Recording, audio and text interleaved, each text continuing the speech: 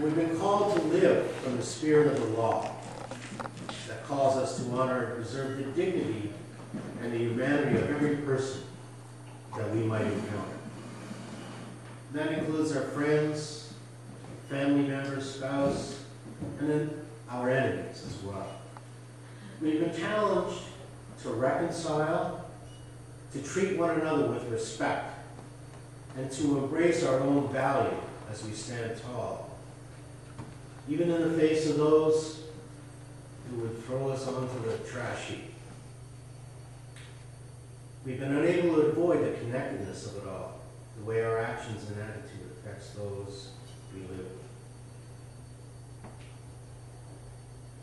Listen to this statement. This is a bit of an updated translation from Matthew.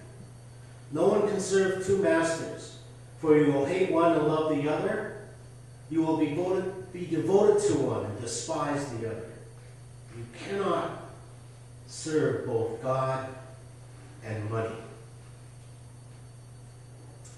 You cannot serve both God and money.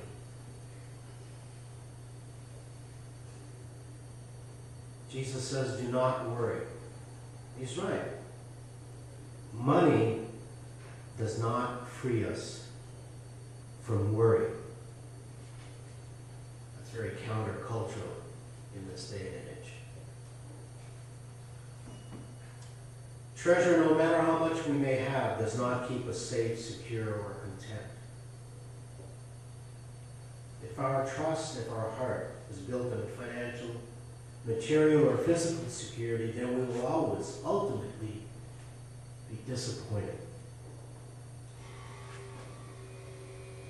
But Jesus doesn't stop there, because if he did, we would still not be free from the pressures and the stresses and the concerns of our life. He says that seek the kingdom of God above all else and live righteously, and he will give you everything you need. Now, normally, we've taken this to mean we must live free from sin in order to enter heaven when we die. So that sounds a nice little phrase, follow this, into heaven you go. It's a nice thought. But you know what? I think Jesus has got something else in mind, far more radical. And that's us. Something that connects us all directly. The whole of the Sermon on the Mount is the manifesto of the kingdom of God. It's the basic direction for life.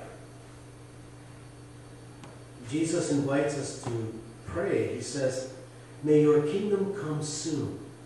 May your will be done on earth as it is in heaven. The kingdom of God is to be our reality first. And only then can it be a future hope. There's a South American pastor, Pastor Claudio Olivier, and he stated this: poverty is not the lack of money, it is the lack of relationships. I'll say it again. Poverty is not the lack of money, it is the lack of relationships. You picture this. You can even try this if you want. Suppose you were dropped off in an unfamiliar city. No money, no shelter, no food. How long would it take you to find a place to sleep, a good meal, and some funds to keep you going? Now, I haven't tried this exactly, but I remember one time traveling in the Soviet Union from Moscow to Kazan. It's a 1,000-kilometer trip. Waking up in the middle of the night in the train and looking out the window and thinking to myself, nobody back home knows where I am.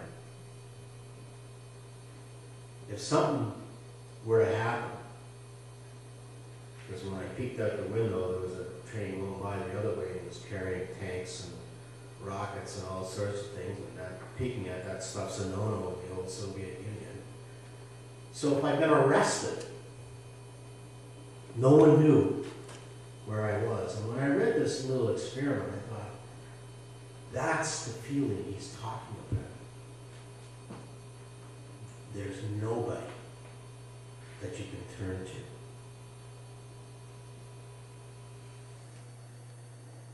This is why Jesus calls us to seek God's kingdom first and God's justice. Now I want to deviate from what I've written down and share with you something that Gerard read. Can a mother forget her infant, be without tenderness for the child of her womb? Even should she forget, I will never forget you. This past week I've been very fortunate to be speaking to all the high schools, the Catholic high schools in the board.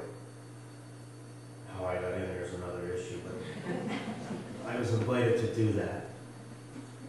And Friday, I sat in on a session about human trafficking.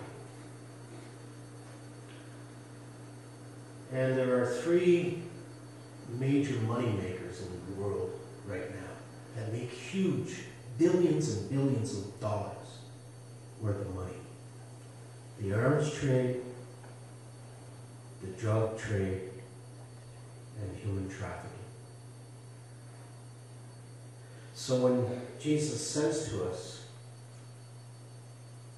about serving two masters, it really struck home to me, this reading today.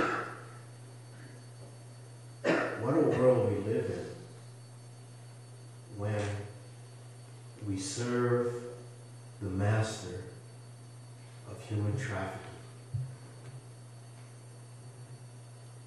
It is estimated conservatively that there are as many people right now who have been trafficked as there are Canadians. In other words, everybody in this country. With the whole country, Canada would be empty if we took the numbers that are trafficked and just did it with Canadians. What a world we live in when the selling of human beings in 2011 is a great money-making scenario. You talk about serving the other side. We know about arms. We know about the drug trade. Human trafficking we shy away from because it's a nasty, dirty, dirty business. Representative of the International Justice Commission went undercover into a brothel in India, sat down and spoke to a young girl, 14 years of age, and told her, hang on for 2 more days, because I'm coming back to rescue you. So he went back, got his group together, along with the police, and they raided the brothel. They freed the little girl, Hoya was her name. 14 years of age. And the other girls in the brothel, and she had just been transferred there. And she said, I know of another one, and she led them to the other one. And at the other one, they freed another girl, Zola, I believe her name was. And she had just been transferred into that one. So they were able to go to the other one that she had talked about. And so they freed young girls from 4 brothels. And the age range, 18, the oldest, 5 years of age, the youngest. And it wasn't just one 5-year-old. So when we talk about serving wealth, know that it is a very base thing that is going on. young children Abigail's age who are sold into labor, because human trafficking isn't solely sexual exploitation, it's labor exploitation. They make bricks from daylight, the time the sun shines till the time the sun goes down, 7 days a week, 365 days a year. And one of the undercover agents from the International Justice Commission went to a work site and liberated the workers there, and talking to some of them afterwards, it had been generational. 3 generations had been working in this brick factory. So the human cost, to me, is incredible. How in this world, in this day and age, wealth can be worshipped to the extent that we traffic human beings. These are God's children that are being bought and sold because they're a commodity. And make no mistake about it, when they're liberated from the brothel, they have to be protected because the owners come after them. This is my property. That's what they say. I own that girl. I bought her. Give her back to me because I want a return on my investment. That's what is happening. Now it costs $500 to free a child from bondage, labor bondage, and it costs $1,000 to free a child from sexual exploitation. And you might wonder, well, why does it cost anything? Because the people that do it aren't doing it for a whole lot of money. They have costs. And I thought to myself,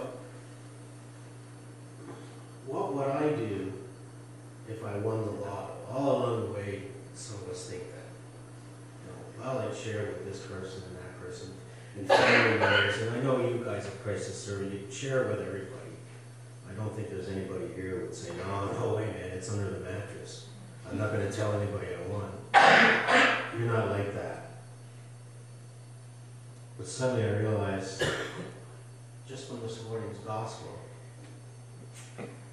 if I won, I am bound to follow my conscience. So I wouldn't pay off a car loan or something like that. Really? How could you pay off a car loan knowing that somebody is in labor bondage or in sexual trafficking, that has been sexually trafficked? How could you? Or how could I? So that's the world that we face today. And I don't mean this to shame you or anything like that. I think it's an issue that has to be confronted. And now that you know the story, you're bound by this morning's gospel to repeat it. You can make a difference just in doing that. Say, hey, you know what? And our country, by the way, this is one of the things I talk about in my speech. Our country has facilitated traffickers in the past. Not so long ago, a group of strippers got visas to come to Canada. Guess what?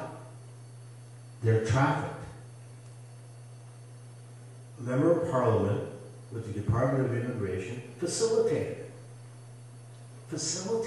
human trafficking. So there's a great challenge facing us this day, this very day and onward, to do something.